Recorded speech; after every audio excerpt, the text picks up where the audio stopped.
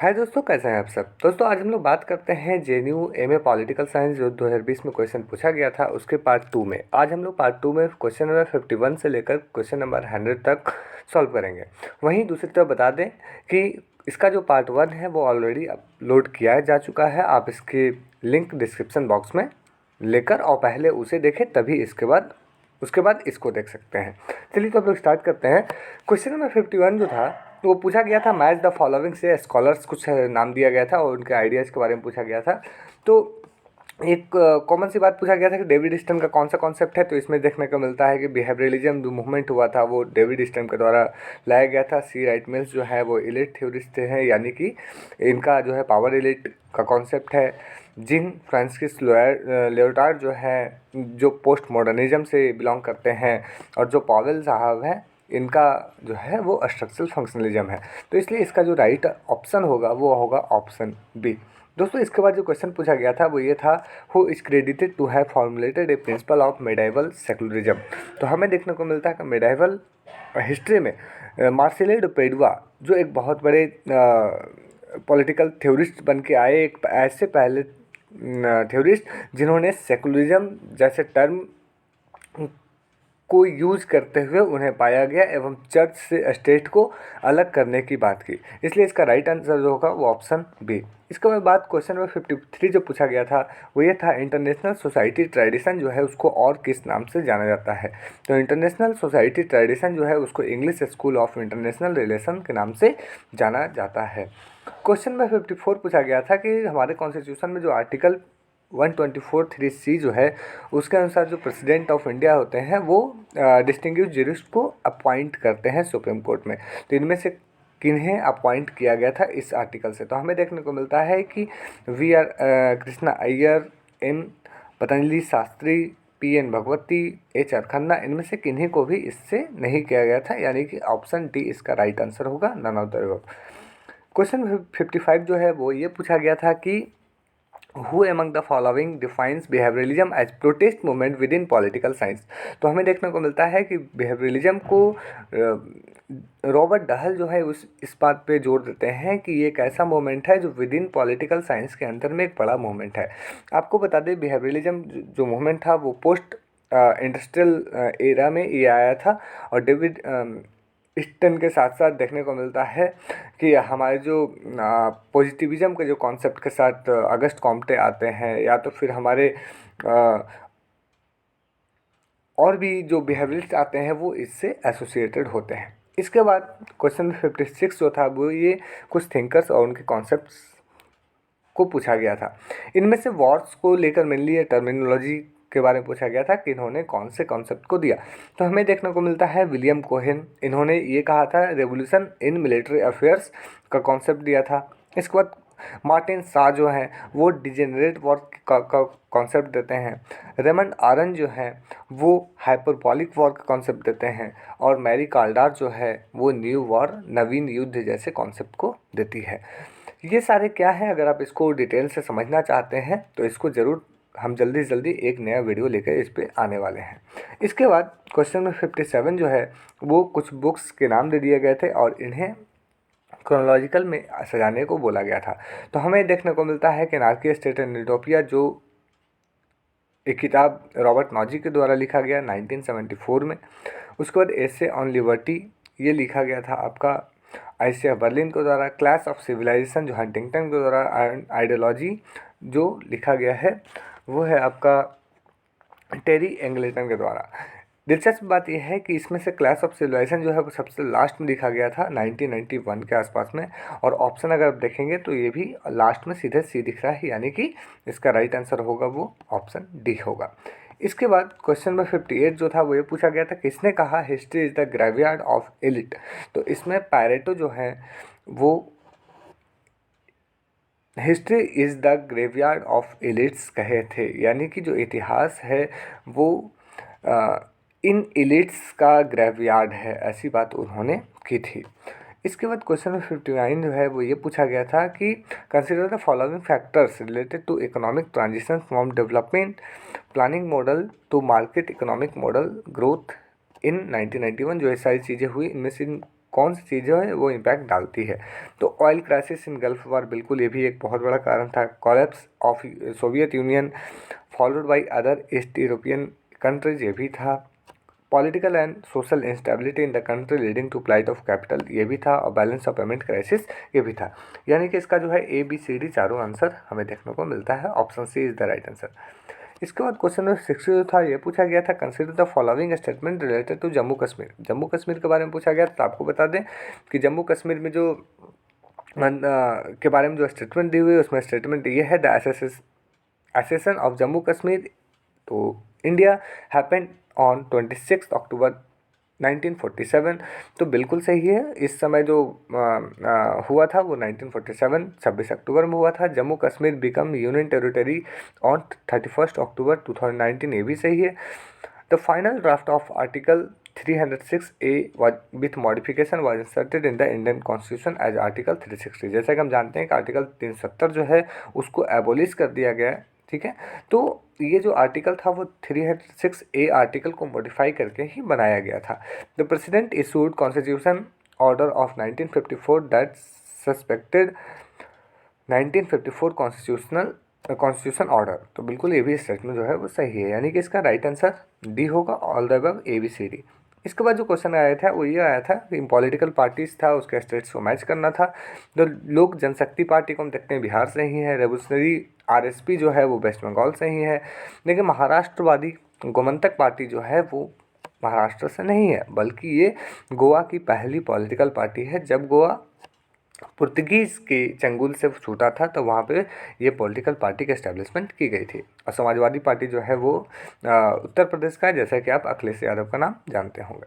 Question number 62 जो है वो ये पूछा गया था, consider the following implication of new economic policy और reforms as implemented in India in 1991।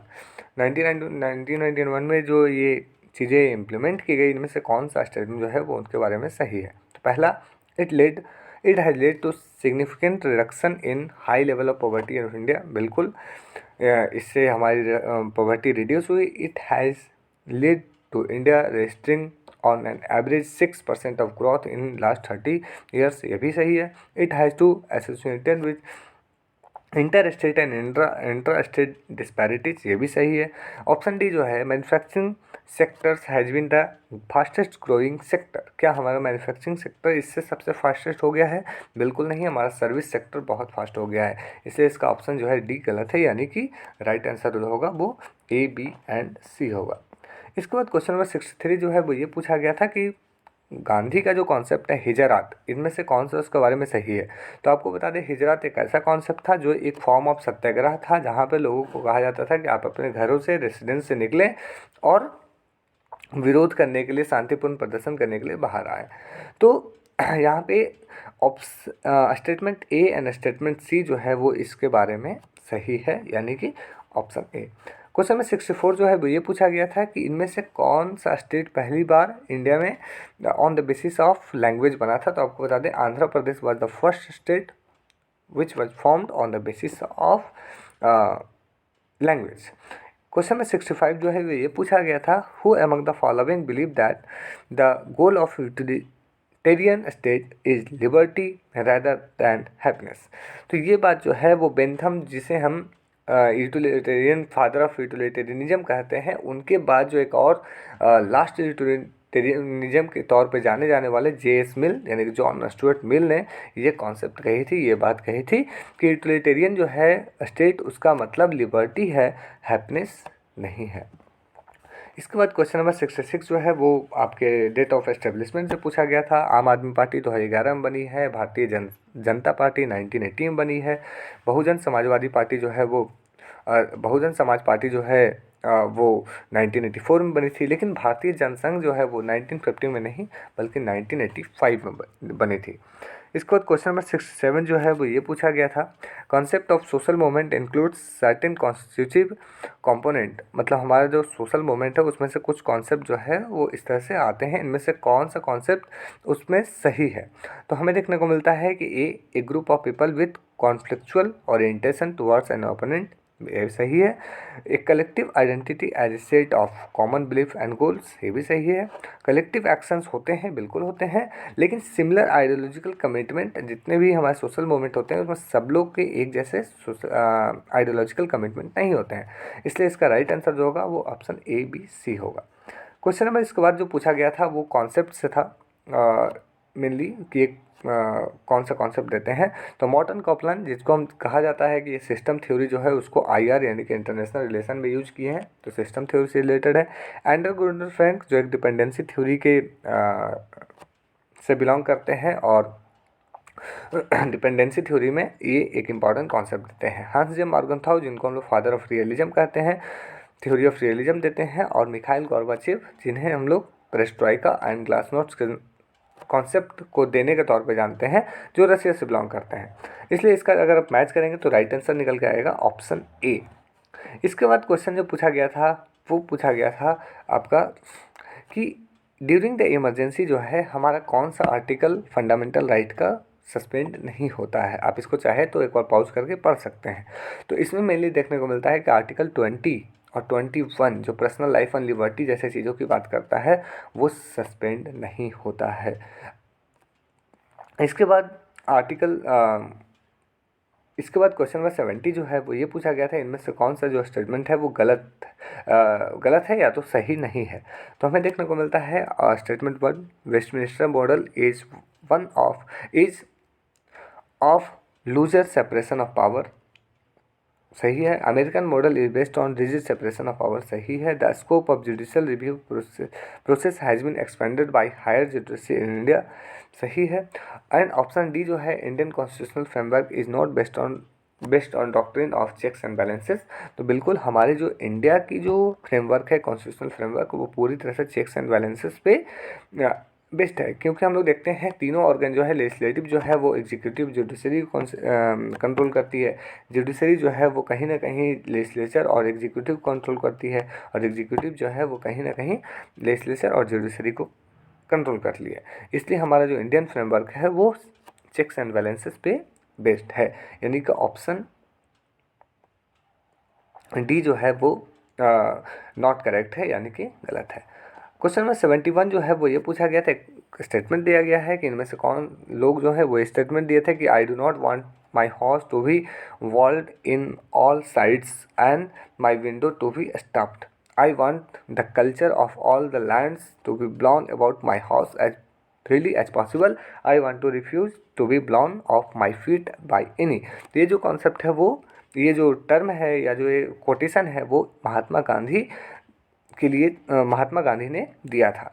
हम ये बता दें कि महात्मा गांधी को फिलोसफिकल एनार्किस्ट के तौर पर भी जाना जाता है, ठीक है, क्योंकि आदर्शवादी अराजकतावादी के नाम से जाना जाता है, क्योंकि ये राज्य के एबोलिशन की बात करते थे, साथ में वो राज्य को आवश्यक भी बताते थे तब तक जब तक लोग सोसाइटी जो है वो डेवलप ना हो जाए। इसके बाद क्वेश्चन नंबर 72 जो है वो ये पूछा गया था कि इनमें से कौन जो है पहले चेयरपर्सन बने थे लोकपाल इंस्टीट्यूशन इन इंडिया। तो हम लोग जानते हैं पिनाकी चंद्र घोष जो है वो बने थे, ऑप्शन ए। क्वेश्चन नंबर 73 जो है वो ये पूछा गया था कि इनमें से कौन जो है वो directive principles of state and policy को पायस एस्पायरेशंस कहे थे। तो हमें देखने को मिलता है कि आइवर जेनिंग जो है वो इस तरह की बात डीपीएसपी के बारे में कहते हैं। डीपीएसपी हमारे कॉन्स्टिट्यूशन में कहाँ है, तो हमारे कॉन्स्टिट्यूशन के आर्टिकल 36 से लेकर आर्टिकल 51 के बीच में पार्ट 4 में लिखा गया है। इसके बाद क्वेश्चन नंबर 74 जो है वो ये असर्शन रीजन बेस्ड क्वेश्चन था। असर्शन दिया हुआ था, India is for nuclear डिसआर्मामेंट at the global level and for the credible minimum deterrence eight regional level. तो बिल्कुल हमारा इंडिया जो है इसके डबल ऑब्जेक्टिव्स हैं, क्योंकि ये ग्लोबल लेवल और क्रेडिबल मिनिमम डिटरेंस की बात करता है रीजनल लेवल की। रीजन दिया हुआ था इंडियन न्यूक्लियर पॉलिसी है डबल ऑब्जेक्टिव्स। बिल्कुल हमारा रीजन जो है वो असर्शन को एक्सप्लेन कर रही है, इसलिए इसका जो राइट आंसर होगा वो ऑप्शन ए होगा। क्वेश्चन नंबर 75 जो है वो ये कुछ स्टेटमेंट बेस्ड दिए गए थे और बोला था कि इनमें से कौन सा स्टेटमेंट जो है वो ग्लोबलाइजेशन के बारे में बताएं या तो फिर अलग अलग जो दिए हुए हैं। तो पहला जो है, globalisation signifies a wave of economic culture and political connectedness, बिल्कुल सही है। Cosmopolitan stands for certain values and principle that are applicable to all people, बिल्कुल। Washington consensus refer to a new liberal framework embossed by key Washington based international institution, ये भी सही है। लेकिन statement D जो है कि new liberalism support the idea of market individualism and active intervention of state in social and economic affair. तो क्या न्यू लिबरल जैसे रॉबर्ट नॉजिक हैं वो सोशल एंड इकोनॉमिक अफेयर्स में स्टेट के इंटरवेंशन की बात करते हैं? बिल्कुल नहीं। इसलिए इसका जो आंसर होगा वो ए बी सी सही होगा, यानी कि ऑप्शन सी। क्वेश्चन नंबर 76 जो है वह पूछा गया था कि अगर प्रेसिडेंट ऑफ इंडिया एक बार ऑर्डिनेंस इशू करते हैं, ऑर्डिनेंस, तो वो कितने समय के अंदर ही उसे पार्लियामेंट में रेक्टिफाई करना होगा। तो ये है 6 वीक, विद इन 6 वीक आपको रेक्टिफाई करना होता है। क्वेश्चन नंबर 77 जो है वो कुछ कॉन्सेप्ट दिए गए थे सैमुअल हंटिंगटन, हम लोग को पता है कि इनका कॉन्सेप्ट फेमस है clash of civilisation. Joseph Nye जिनका फेमस कॉन्सेप्ट है सॉफ्ट पावर का कॉन्सेप्ट देते हैं। सॉफ्ट पावर में किसकी बात करते हैं कि सॉफ्ट पावर यानी कि आपकी जो डिप्लोमेसी हो जाती है, आपकी जो कल्चर हो जाती है, वो आपकी सॉफ्ट पावर की काम करती है। इसके बाद Susan Strange retreat of the state की बात करते हैं। इमैनुअल वॉलस्टीन जो वर्ल्ड सिस्टम की बात करते हैं। तो इस तरह से इसका जो राइट आंसर होगा अगर आप मैच करेंगे तो ऑप्शन ए। क्वेश्चन नंबर 78 जो है वो ये पूछा गया है कॉलेजियम सिस्टम जो है वो किस चीज़ से रिलेटेड है? तो हम लोग जानते हैं कॉलेजियम सिस्टम जो है वो जुडिशरी से रिलेटेड है, जहाँ पर सुप्रीम कोर्ट के जजों को अपॉइंट करने की बात की जाती है इस सिस्टम से। इसके बाद क्वेश्चन नंबर 79 जो है ये असर्शन रीजन बेस्ड क्वेश्चन था। असर्शन दिया हुआ है कि liberty AIIMS and development of individual, बिल्कुल सही बात है कि हमारे जो लिबर्टी है वो इंडिविजुअल के डेवलपमेंट की बात करती है, जैसा कि जॉन लॉक ने भी कहा था। इसके बाद रीजन जो दिया हुआ है freedom of thought and discussion is not the main theme of liberty. तो बिल्कुल freedom of thought and discussion जो है वो मेन थीम नहीं है, लेकिन इसमें जो मेन है कि आपकी जो लाइफ लिबर्टी एंड प्रॉपर्टी की जो आज़ादी होनी चाहिए वो होनी चाहिए। तो ये हमें देखने को मिलता है कि दोनों असर्शन रीजन एक दूसरे को एक्सप्लेन, यानी कि असर्शन को रीजन जो है वो एक्सप्लेन नहीं कर रहा होता है। तो इसलिए इसका जो राइट आंसर होगा वो ऑप्शन बी होगा। आपको बता दें क्वेश्चन नंबर 80 जो था वो ड्रॉप कर दिया गया था, हालांकि मैं इसको सॉल्व करता हूँ। इसमें दिया गया था कि ये पांचों जो स्टेटमेंट दिए हुए हैं वो पंचशील ट्रीटी से रिलेटेड कौन सी बातें जो है वो इसमें सही है। तो हमें देखने को मिलता है पंचशील ट्रीटी जो है वो इंडिया एंड चाइना के बीच में किया गया था, पहली बात। दूसरी बात 1954 में किया गया था। तीसरी बात ये नेहरू जी उस समय हमारे फॉरेन मिनिस्टर थे। तो इनमें किसकी बात की गई थी? तो mutual respect for other Nations, बिल्कुल ये बात की गई थी। Non aggression towards each other, इसकी भी बात की गई थी। Non interference in internal affairs, इसकी भी बात की गई थी। इक्वालिटी एंड म्यूचुअल बेनिफिट, इसकी भी बात की गई थी। एंड पीसफुल को एग्जिस्टेंस, इसकी भी बात की गई थी। तो इस तरह से इसका जो राइट आंसर होगा वो ऑल ऑफ द अबव, यानी कि A B C D E होगा। लेकिन ये ऑप्शन में नहीं था बाई मिस्टेक, तो इसलिए इसको कैंसिल कर दिया गया था, ड्रॉप कर दिया गया था। क्वेश्चन नंबर 81 जो था वो ये पूछा गया था which one of the following is not a feature of Plato theory of education. तो हमें देखने को मिलता है कि हारमोनियस स्टेट की बात करता है, बिल्कुल, चूँकि वो वुमेन मेल सबको देने की बात करता है। Education it based on the doctrine of equality of opportunity, बिल्कुल। It purpose is to attain the idea of good, बिल्कुल। It aims at taking revolution in the state, तो प्लेटो थ्योरी ऑफ एजुकेशन में कहीं भी revolution की बात नहीं किया गया है। प्लेटो की अगर पुस्तक की बात करें तो इनकी बहुत सारी पुस्तक है, जिनमें से रिपब्लिक जो है वो काफ़ी फेमस पुस्तक है। प्लेटो को लेकर तुरंत हम कुछ दिनों बाद एक बहुत अच्छा एक्सप्लेनरी वीडियो लेकर आने वाले हैं। आप लाइक शेयर एंड सब्सक्राइब करना चैनल को ना भूलें और बेल आइकन को ज़रूर दबा दें। इसके बाद क्वेश्चन नंबर 82 जो है वो ये पूछा गया था consider the following statement underline the purpose of constitution in democratic country like India. हमारी जो कॉन्स्टिट्यूशन है इनमें से कौन सी पर्पस जो है हमारी कॉन्स्टिट्यूशन के लिए है? पहला, it sets the institutional legal design for democratic polity, establishing institutions and outlining the role of key political actors, बिल्कुल। It protects citizen rights and freedom, बिल्कुल। It establishes unifying rules, norms and goals that govern the politics, बिल्कुल। It provides protection against arbitrary action of the executive and legislature. तो हमें देखने को मिलता है इनमें से ऑल द अबव जो है वो सही आंसर होगा, चूँकि सारा सही है। इसके बाद एक और क्वेश्चन पूछा गया था कि मैक्स वेबर, जिनको हम लोग फेमसली कहते हैं कि आइडियल टाइप ऑफ ब्यूरोक्रेसी देते हैं एवं फादर ऑफ ब्यूरोक्रेसी भी कहा जाता है इनको, तो इन्होंने इनमें से कौन सी बात की थी? Traditional authority, modern authority, charismatic authority और लीगल रेशनल अथॉरिटी। तो आपको बता दें कि मैक्स वेबर जो है वो ट्रेडिशनल अथॉरिटी की बात करते हैं, कैरिज्मेटिक अथॉरिटी की बात करते हैं और लीगल रेशनल अथॉरिटी की बात करते हैं, वो मॉडर्न अथॉरिटी की बात नहीं करते हैं। इसलिए इसका जो राइट आंसर होगा वो होगा ऑप्शन बी, ABCD इसका स्टेटमेंट सही होगा। इसके बाद क्वेश्चन नंबर 84 जो था वो असर्शन रीजन बेस्ड क्वेश्चन था। असर्शन दिया हुआ था, although China has invested large capital in Pakistan projects exclusively in the Gwadar harbour, ये Chinese response reconsider their policies. हालांकि चाइना जो है वो इतना सारा इन्वेस्ट कर दिया है, लेकिन इसके बाद भी वो अपने पॉलिसीज़ को रिकन्सिडर करता है, which has led to the reduction in the importance enjoyed by Pakistan. Reason दिया हुआ था, apart from available huge opportunity of selling Chinese goods in Indian market, the growing tacticals of Islamic fundamentalism in Xinjiang with the collaboration of the Taliban and Al-Qaeda have pushed China to reconsider South Asian policy। तो बिल्कुल इसी कारण से China जो है वो अपने policies को ही फिर से रिकन्सिडर करने की बात कर रहा है, इसलिए जिसका रीज़न है वो करेक्टली एक्सप्लेन कर रहा है हमारे असर्शन को, इसलिए जो राइट आंसर होगा वो ऑप्शन ए होगा। क्वेश्चन नंबर 85 ये भी असर्शन रीजन बेस्ड क्वेश्चन था। असर्शन दिया हुआ था, doctrine of security council are binding and must only be passed by the majority of 9 out of 15 members. तो बिल्कुल हम बता दें कि जो UNSC यानी कि यूनाइटेड नेशंस सिक्योरिटी काउंसिल जो है वो एक बहुत ही इंपॉर्टेंट ऑर्गन है हमारे यूनाइटेड नेशंस का। यूनाइटेड नेशंस की एस्टेब्लिशमेंट कब की गई थी? तो इसकी एस्टेब्लिशमेंट 1945 24 अक्टूबर को की गई थी। UNSC में हमारे टोटल 15 मेंबर्स होते हैं, जिसमें से 5 मेंबर जो होते हैं वो परमानेंट मेंबर्स होते हैं जिनके पास वीटो पावर होती है। और अभी में 5 मेंबर कौन कौन से हैं प्रेजेंट परमानेंट मेंबर? तो हमें देखने को मिलता है USA, ब्रिटेन, रसिया, चाइना और एक फ्रांस। तो इस तरह से ये पहला सेशन जो है वो सही है। सेकंड जो रीजन है कि this 5 permanent members have veto power over all security council decision. तो बिल्कुल ये भी सही है। इसका जो राइट आंसर होगा वो both A and B are correct and R is correct explanation of A। Question number 86 जो था वो रिलेटिव ऑटोनॉमी से थे। इनमें से कौन से बुक में relative autonomy thesis to explain the class character of a state is derived from writings of Marx mentioned below।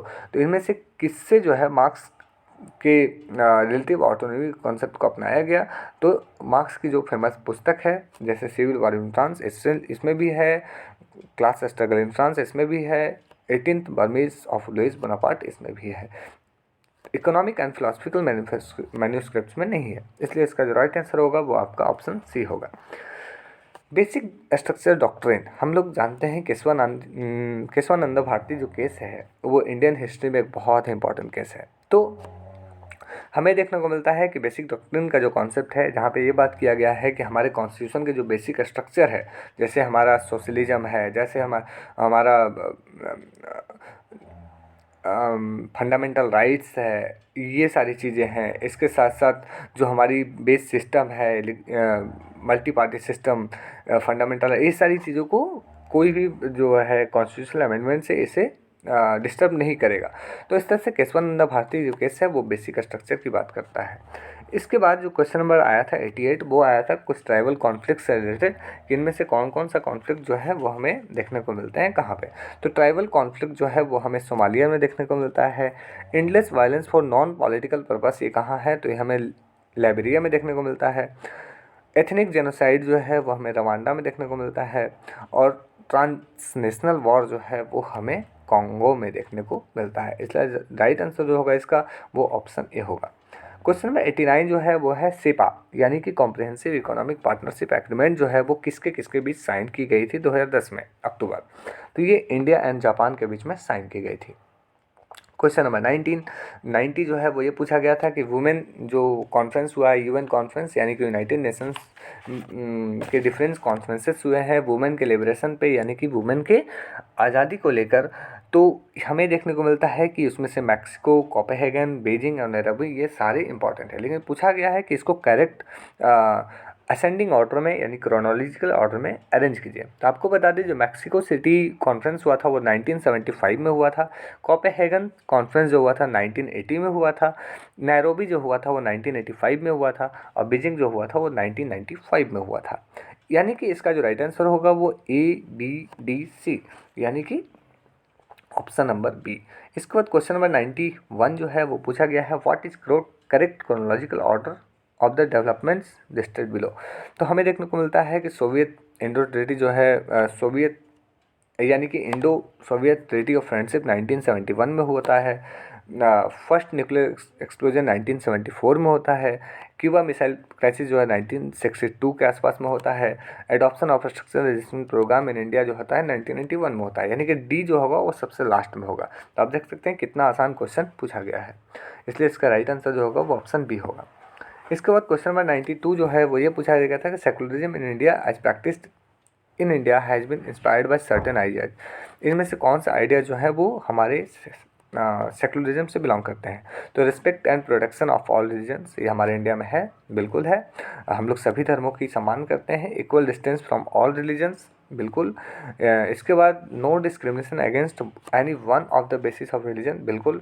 Symmetric political treatment of different religious communities, तो ये भी बात बिल्कुल सही है, यानी कि इसका जो राइट आंसर होगा वो ऑप्शन डी होगा।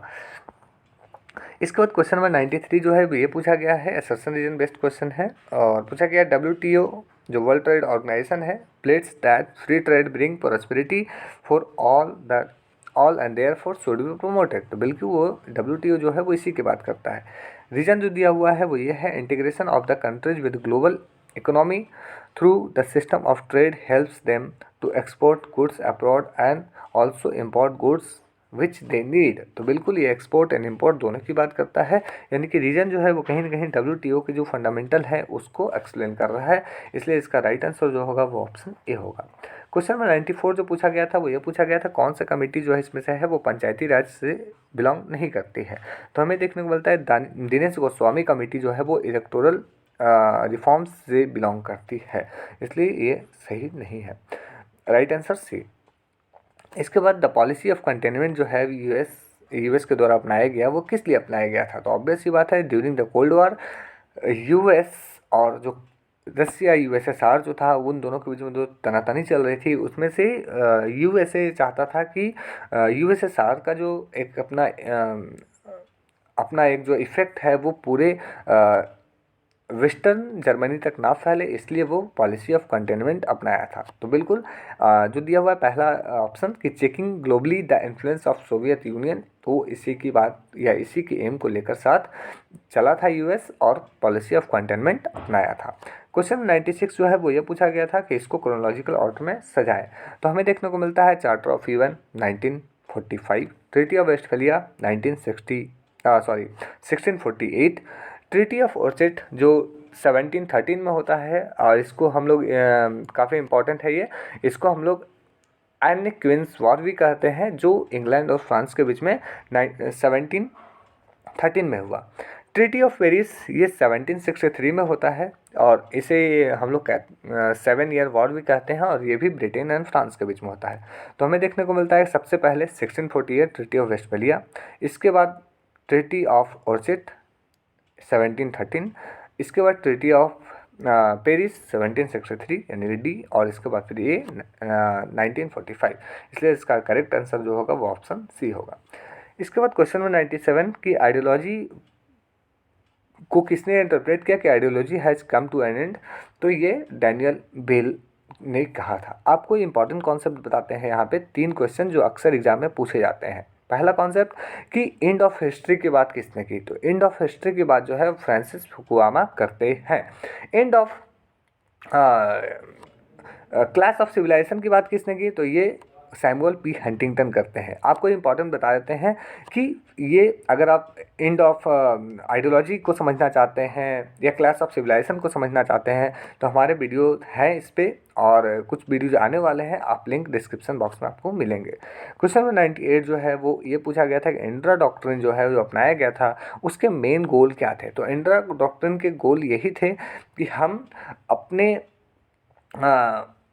पड़ोस की जो सिक्योरिटी है उसको बनाए रखेंगे और उसके सिक्योरिटी पर किसी तरह से कोई बाहरी कंट्री का इंटरफेरेंस नहीं होने देंगे। तो India security is conterminous with the region and any interference of external power is taken as a threat to Indian security. ये माना जाएगा कि अगर ये पड़ोस वाले देश पे अगर कोई विदेशी अपना इफेक्ट डालते हैं तो वो इंडिया पे इनडायरेक्टली डाल रहे हैं। इसलिए ऑप्शन सी जो होगा इसका राइट होगा। इसके बाद क्वेश्चन नंबर 99 जो है ये पूछा गया था कि जो पॉलिटिकल थिंकर्स हैं उनकी जो बुक्स है उसके बारे में कौन सा करेक्टली मैच्ड है। तो जे एस मिल ऑन लिबर्टी, बिल्कुल वो उनकी पुस्तक है। आइसिया बर्लिन जो 4 एसे ऑन फ्रीडम की बात करते हैं, इसकी ये जो है उनकी बुक है। टी एच ग्रीन ये एक मोरल फिलोसफर है, lectures on principles of political obligation, बिल्कुल ये भी सही है। John Locke consideration of representative government, ये इनकी पुस्तक नहीं है। तो इसलिए इसका जो राइट आंसर होगा वो ए बी सी होगा। यानी कि आप कमेंट सेक्शन में ये बताएंगे कि कंसिडरेशंस ऑन रिप्रेजेंटेटिव गवर्नमेंट जो है वो किन की पुस्तक है। इसके बाद हम देखते हैं क्वेश्चन नंबर 100 जो पूछा गया था, लास्ट क्वेश्चन वो ये पूछा गया था, किसने फ्रीडम को कहा था freedom as the private pursuit of the individual. तो हमें देखने को मिलता है हॉब्स जो है, जिन्हें एक सोशल कॉन्ट्रैक्ट थ्योरिस्ट के नाम से जाना जाता है, यानी कि सामाजिक समझौता का प्रतिपादन इन्होंने किया था। एवं साथ में इन्होंने एक एब्सोल्यूट गवर्नमेंट की एस्टेब्लिशमेंट की बात की थी। इसलिए उन्होंने कहा था कि फ्रीडम जो है वो पब्लिक स्फेयर में नहीं बल्कि ये प्राइवेट स्फेयर में होती है, and freedom as the private pursuit of individual, ये आपकी प्राइवेट परस्यूट है। तो उम्मीद है आपको ये सारी क्वेश्चंस इंपॉर्टेंट लगी होगी, आपके एग्जाम्स में काफ़ी मदद करेगी। बने रहिए, लाइक एंड सब्सक्राइब करना ना भूलें। फिर मिलते हैं नेक्स्ट वीडियो में, तब तक के लिए धन्यवाद। जय हिंद।